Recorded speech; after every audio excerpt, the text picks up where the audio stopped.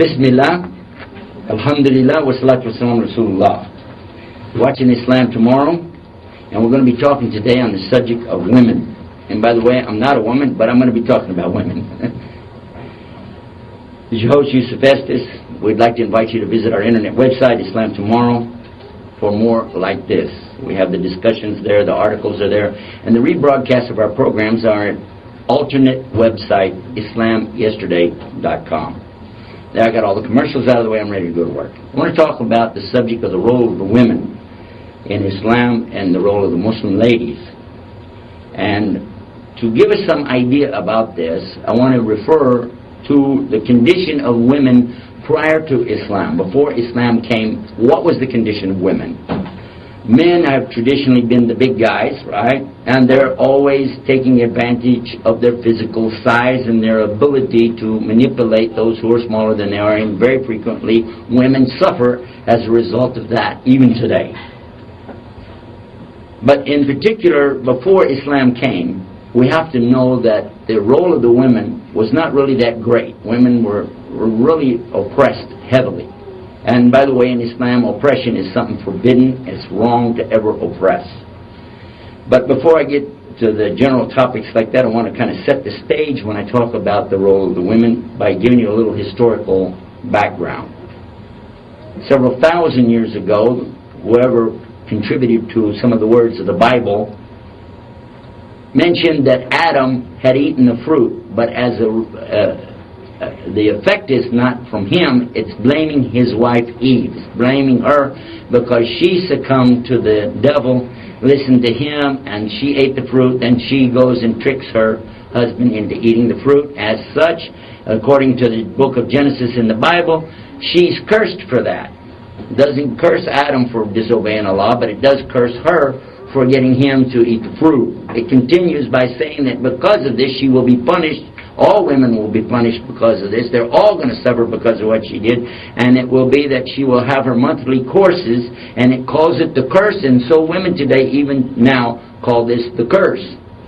And also having pain in childbirth, all of this is part of the punishment for the women for their participation in having Adam disobey Allah subhanahu wa ta'ala, God Almighty, by eating the fruit. As a result of that, the church in the 7th century was convening a council to decide whether or not a woman even had a soul. Because traditionally, the church teaches that it's better for you not to associate with women, not to get married unless you just really have to. This is the presentation given in the New Testament, advising that the young men that don't be with women, but if you have to, you can get married, but it's better to be without them. Even it says for the man, it's better for him to mutilate himself than to be with a woman. And I think some of you know what I'm talking about. It's pretty serious. Some men took that literally, and in the 2nd century, one of the monks of the time actually cut off his private parts because he said it'd be better than to have to be with a woman. This is the setting for the kind of thing that we see today, where the monks, the priests, have no wives through their whole life. The nuns have no husbands through their whole life, and they consider that something good. That's holy, that's sacred to them. So now let's move forward a little bit to the time of Prophet Muhammad, peace and blessing be upon him. What was the condition of the women in the Arab community prior to the advent of Islam? It was horrible. It was really horrible. The women had no rights, and they weren't permitted to speak up. They weren't allowed to own any property. They were inherited against their will. If they were an orphan child, someone would claim her and say, I'll marry this girl. Even if she's 2 or 3 months old, they're going to say, I'm going to marry her just to get the wealth away from the family. They did things like that. And they had no limit on how many wives they could have. So, anytime they wanted to take over a woman or her possessions, they just say, I'll take this lady, and what you going to do about it?